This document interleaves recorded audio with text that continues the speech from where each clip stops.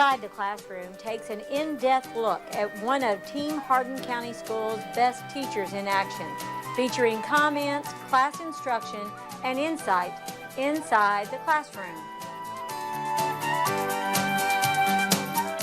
My name is Tracy Gibson, and I teach at Cecilia Valley. This is my 23rd year of teaching, and I can honestly say that all 23 years have been in 4th grade. I can't imagine being in any other grade. Today I want to go over our essential question: how do I explain events in a historical text? How can I use primary sources to learn more about historical events? So, using the information that we've already learned about the lost colony of Roanoke, we're going to put our detective hats on and we're going to analyze some primary sources. I became a teacher because as a teenager, it took me a while to figure out what I wanted to do. Teaching had always interested me, and I had worked at several factories. And factory work was not fulfilling for me. So I'd recently gotten laid off from a factory, and I told my husband I wanted to go back into teaching and finish school. And he told me, he said, if I pay for you to go back to college and you quit, I'll never pay again. And so I felt like that was a challenge, and I said, game on. And it took me a year and a half. I finished, and I don't regret 1 minute of it. So after analyzing our sources, you're going to come up with your own theory as to what you think really happened to those colonists and why they disappeared, okay? So hopefully, once you go through all of the different resources and analyze those, you're going to have a pretty good idea of your own thoughts of what happened to them, all right? I was inspired by a high school agriculture teacher to become a teacher. He was so encouraging, and he led by example. And if it weren't for Mr. Hayden from North Hardin High School, I would have never took public speaking classes and entered a contest. I would have never run for an FFA office. Those were just big challenges for me, and I felt that I was successful because of his leadership and the relationships that he had with his students. I wanted that. I just chose to have relationships with younger students. I do have some slides that I want to share with you that kind of reviews the informational text that we read this morning. So let's look at that. This week we have been learning about historical text and the different types of text structures that go along when we look at historical text. So we've talked about the cause and effect relationship. We've talked about chronological order. So a few months ago, I noticed that my students had a really big interest in the lost colony of Roanoke. So I thought this would be a perfect opportunity to read a historical text about Roanoke, and then I came up with some primary sources for them to analyze so they could come up with their own theories as to what they think happened to the colony of Roanoke. So, in the late 1500s, Sir Walter Raleigh established a permanent colony in the New World, and he gave John White the job of leading the expedition. Who can remember why England wanted to establish a colony here? What was the reasoning behind wanting to come all the way across the Atlantic Ocean to establish a colony here? Noah Kugel? Miss Gibson is so effective because the first thing she does with her students is works to build relationships. And then as she gets to know them and provides content, she always culminates a lot of her units with some sort of authentic learning experience that the kids get really excited about. So, for example, she does a reading cafe at the end of one of her literacy units. Because they wanted to expand the English Empire. Yeah, because if they thought they had more land, what did they think they were going to have, Ava? More power. They were going to have more power. And at this point in time in the world, you wanted to be the most powerful country in the world. Well, Miss Gibson always has good video clips and makes the lessons come alive. Like when we were learning about taxation without representation, we did a activity where we had it was almost like we had our own little town, and there were people getting taxed. Some people got taxed for their socks and different things like that. So after the long voyage across the Atlantic Ocean, they anchored their ships off of Roanoke, and this was in 1587. So they immediately used their resources and they started to build some houses. And then John White's daughter gave birth to a baby. We read about her this morning, Virginia Dare, and she became known as the first English girl to be born in the New World. What Ms. Gibson does that makes learning fun is she always adds fun activities to our lessons or includes fun videos. But things started to go downhill. What was the biggest threat they had? What was the biggest threat they had, Marshall? The Native Americans. Okay, the Native Americans did not like the English settlers coming over and taking their land, because that's essentially what they thought they were doing. They were taking over their land, and they didn't like that. So anytime they went out in search of food, you had to be careful. You had to go in groups, and you had to be careful, or you would have been ambushed or attacked by Native Americans. What Miss Gibson does to make learning fun is she always makes the assignments or quizzes relatable. Like, she can either use a program like Kahoot. So they were running out of supplies at this time, and the colonists begged John White, go back to England, bring back more people, because, you know, there's power in numbers, right? They thought if it had more power, or more people, they'd have more power, and bring back more supplies, because they weren't able to go out in search of it. So he decided to do that. Miss Gibson always puts on Kahoots or does word searches or something fun, any fun activities. Now remember, John White thought this was going to be like a 2-month trip. A month going over to England, he's going to gather his materials, and then a month coming back. So 2 months tops. But you know, as things go in history, they don't always go as planned. Ms. Gibson is really good at assessing students and using that assessment information to differentiate her instruction. And what she's also good at is using the resources around her. So she will always pull in her instructional assistants or her colleagues, her grade level teammate, and capitalize on each person's strengths so that she can provide unique learning opportunities for individual students. So John White felt confident that the colonists would be fine while he was gone, but there was a lot going on in England. Who can remember what was going on in England that caused him to be delayed? Elijah? There was a war going on in England. They were fighting with you remember? Spain. Spain. They were fighting in Spain. So while John was in England, war broke out between England and Spain. And some of the best practices that I use, the one that stands out the most, is the relationships that I develop with the students. In this part of my career, I've probably had a sibling, a cousin, and in some cases even the parents of current students. So I try to make sure that I create those connections at the beginning of the year and develop those relationships, because I do feel that if students feel valued and if they feel like they're loved and they're heard, that they're going to work harder for you. I also use pre and post assessments, and I do a lot of cooperative grouping, whether formally or formal groups. But the biggest thing that I use in my classroom and in my teaching philosophy is building relationships. So every ship they had, they were using to fight them. There was no ship for John White to come back to the colonies. And it took him nearly, Allie? 3 years. It took him nearly 3 years before he could come back. So finally in 1590, John White and a crew of men came back to Virginia. I mostly enjoy whenever we do experiments or activities.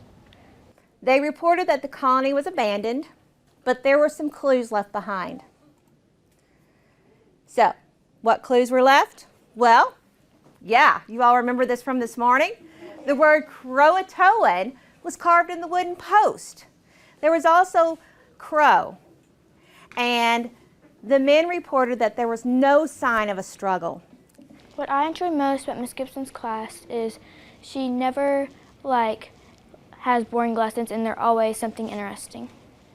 Normally, if a village was overtaken, they would burn all the houses. They would pillage through all of the materials and the supplies and take what they wanted.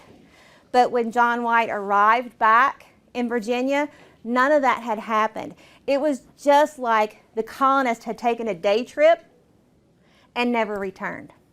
What I like most about Miss Gibson's class is she goes out of her way to make learning fun and relatable by finding new videos or new programs.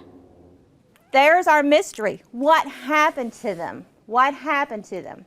Now, I do have some theories, and I'm going to share those theories with you, and then I'm going to share with you the primary sources. Okay? Theory number 1, the missing Roanoke settlers grew desperate for food and supplies, and they felt that their best chance of survival was to abandon Roanoke and to live with the friendly Croatoan Indians. The thing that I enjoy most about Miss Gibson's class is that we always interact with each other. We always have partners, and we always get to interact with each other. We don't just do things by ourselves all the time. Now remember, this morning we read something about the Croatoan Indians, but what happened that no one could ever go to their village? Something happened that caused them not to be able to go. Do you all see the cause and effect relationships here? Yes. Yeah. Carter?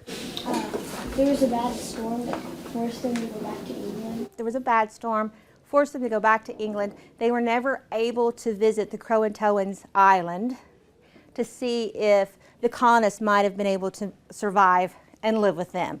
So they were never able to check that out. Some of my greatest joys in the classroom are watching the students grow, not only academically, but in character. I just think that from August to May, in a 9 and 10-year-old child's life, there is a tremendous growth spurt, and it is just amazing to me how much they grow and how much they grow in their character. That's something that we try to really talk about each and every day, and it astonishes me how well they just naturally come to be really good people. Theory number 2.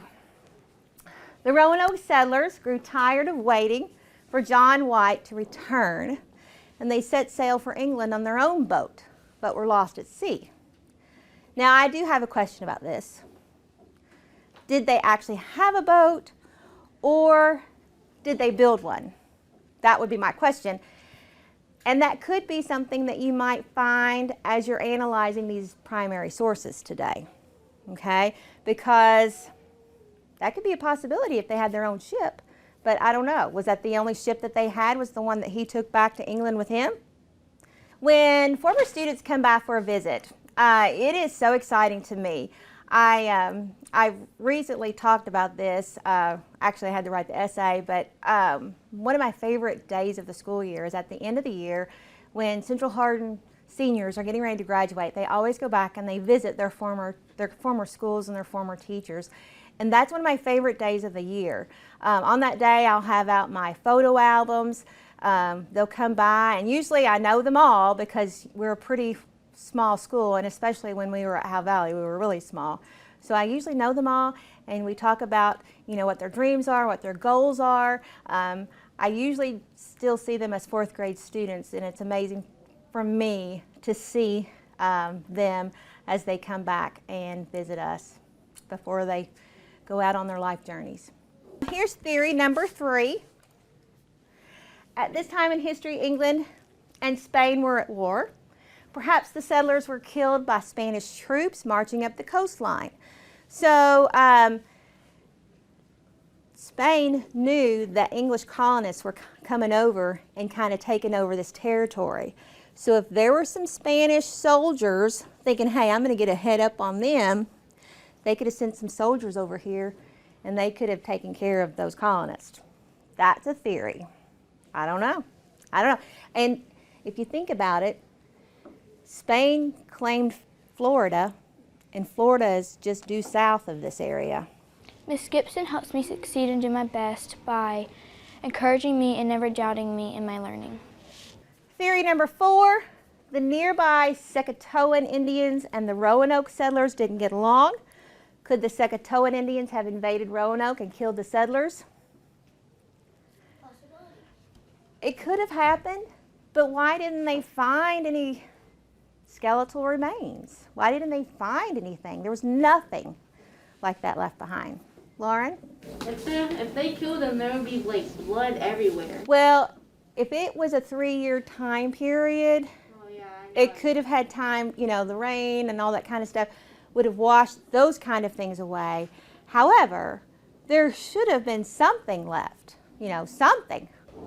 Miss Gibson, if I don't understand something, she explains it to me better so I can do my best work. So perhaps John White didn't tell the truth about what he found at Roanoke. He may have found the settlers deceased and had him and his men buried them. And he claimed the settlers had disappeared to avoid scaring future settlers away. But still, people that later came over to Roanoke, nothing was ever found. So I don't know. I don't know. Miss Gibson helps me to succeed and do my best because I want to be like her and I want to be a teacher and I want to do my best and succeed so that I can be like her. Hopefully today you're going to find out some more information and you're going to build your own theory on what you think happened to the lost colony. Okay? So let me explain what your task is going to be today. Are you guys excited to find out more? Miss Gibson helps me succeed or do my best by always seeing the best in me even when I don't. Because she's such a wonderful person and teacher, it makes me want to do my best for her. So you all are going to be detectives. You're going to be historical detectives. And you're going to work with a group of other students. And each group is going to get an envelope. And in the envelope, you have 3 primary sources. Okay? As a group, you're going to examine the 3 different resources in your envelope. They are labeled. Okay? On your paper, make sure, in your packet, make sure that you have the correct resource. So if you have envelope 2, you're going to be looking at theory number 2 here. All right? Ms. Gibson enhances the culture at Cecilia Valley in many different ways. For staff, she participates on our site-based council. She also just comes to school every day with a positive attitude, willing to help out anyone who needs an extra word of encouragement or someone who wants to collaborate about academics. She's really good at hosting cadet teachers or student teachers, aspiring teachers, and then is also a good mentor for our new teachers, trying to help get their footing in the profession. You're going to examine all the resources. You're going to talk about them. Talk about how they were important at the time, what kind of clues they might give you as to what happened to the colonists. Okay? You're going to do that for all 4. Now here's the thing. I have 2 copies of each one of the resources and I have 8 groups. Make sure each group's going to have probably about 8 to 10 minutes with each envelope. Teachers are so important because we are with these young people a big majority of the day, and they look to us for guidance, for nurturing, for food, for Band-Aids, and some of them even look to us for love. And especially in my experience over the last 2 years during COVID, without the teacher there, students don't seem to have the with-itness or the urgency of education as when the teacher is right there with them, encouraging them in person, allowing them to make mistakes and learn from their mistakes. That is a crucial, crucial part of a child's development. Now, this is not a lesson that we're probably going to finish today, so we'll finish it up in the morning, all right? But I want you to work hard and I want you to work together. And I want you to form those theories based on the work that you do. So you're like historical detectives. There may be something that you might, as a group, need to enlarge. So, what does the detective use? Magnifying glass. Magnifying glass. I have these up here for you to use as you need to, but I don't want you to get one unless you really need it. There are maps, there are artifacts, pictures of artifacts, and like I said earlier, there are some journal documents and things that might be written in cursive. If you need help reading those, I'll be glad to help you with that. But your theories are going to come from you and what you come up with, okay? I can't do that part for you. That's going to be the hard part. All right. Do you guys have any questions for me? No. Are you excited about this activity? Yeah. I am too. I'm so excited to see what kind of theories you guys can come up with. And you might even think of something that, you know, we haven't even talked about yet. Miss Gibson will be a teacher I remember in the future because she's my favorite Miss Gibson. Look at your envelope. Whatever theory you have, that's where you start in your packet. Okay? So this is theory number 2. So I'm going to make sure I open up to where it says theory number 2. And this is where I'm going to record my evidence after I analyze them. All right? Miss Gibson will be a teacher that I remember in the future because she was a teacher that helped me fall in love with reading. From the second I walked into her classroom, I seen all the books that she had, and I knew that she really liked to read and had some great books. Please make sure if you have questions, ask, because I'm telling you, some of these primary sources are a little difficult. Remember the year was, what, 1587, 1590? Things were a little different back then. I will remember Miss Gibson in the future because she has made such an impact on my learning and on my schema that I know. This is a journal entry from John White's journal. Remember who John White was, right? Okay, this is from July 28, 1587. So, the 8th and 20th, George Howe, one of our 12 assistants, was slain by divers savages. Do you know what that means?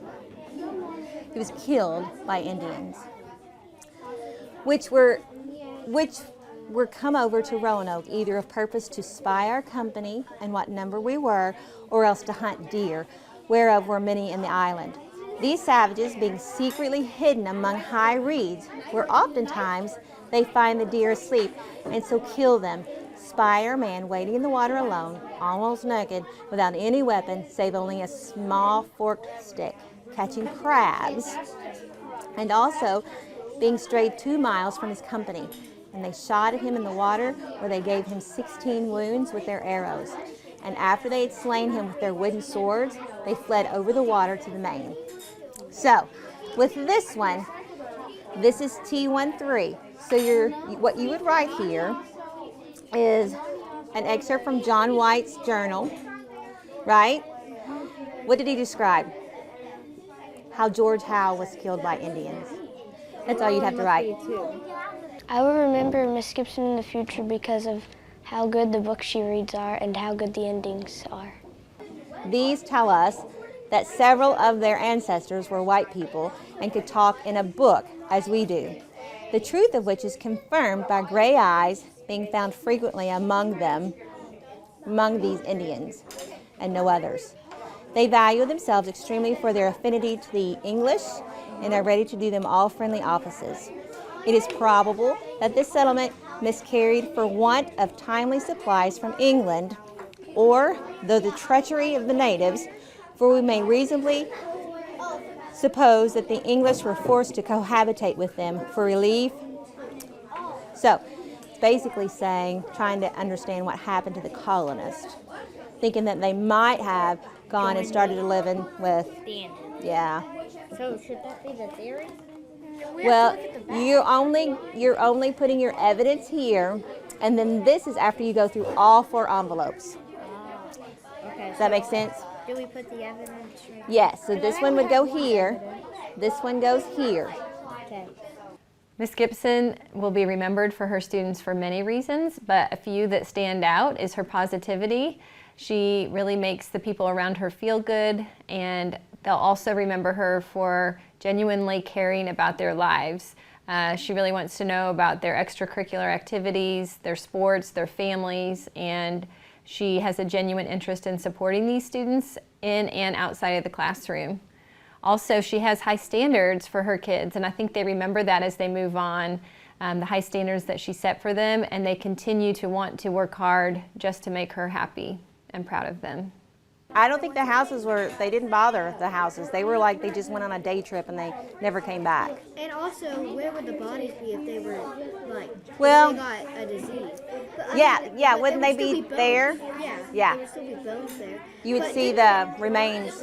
Didn't it say in the passage that there was only one dead body there? That there was only, like, one body? I think I remember that. And that was the first group that went over. The first group. That was not the colonists that just disappeared. So, but anyways, yeah, make sure that you're sharing your information so that you all have the same information to form your theories. Okay. Well, I am deeply humbled to have been chosen as Cecilia Valley's Excel nominee, and I just appreciate you taking the time to come out and talk with us and our students. I can read the top part. But all this is just mushed Okay, up. you know what? Something that we discovered was that on one of the resources, every F they used would normally be an S for our language. Have you noticed any of that? No. No? I was trying to read this, like, it says, like, Ananiaso array, Wakinia Wemigal, avoid heaven is ye. That's pretty good, Dominic. That's what I can tell. Okay, let me see what this says. The Dare Stone, Eleanor Dare, carved stone discovered, I gotta read it for myself, 1937, near Chawin River, west of Roanoke Island, possibly fake. So they don't know for sure if it's authentic. Ananias Dare and Virginia went hence unto heaven, so like a gravestone. I think that's what it says on the front. So back describes the colonists moving west after whites returned to England. It says many were killed by natives and are buried 4 miles east of the river.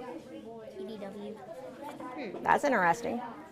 She's a really good 4th grade teacher, and I could never ask for a better teacher.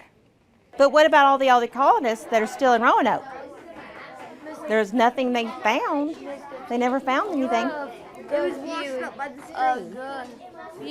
about they might be going out looking for food, but they starved of hunger. I don't know. Keep going. You've still got a lot of stuff to look at. I'm happy with my 4th grade teacher.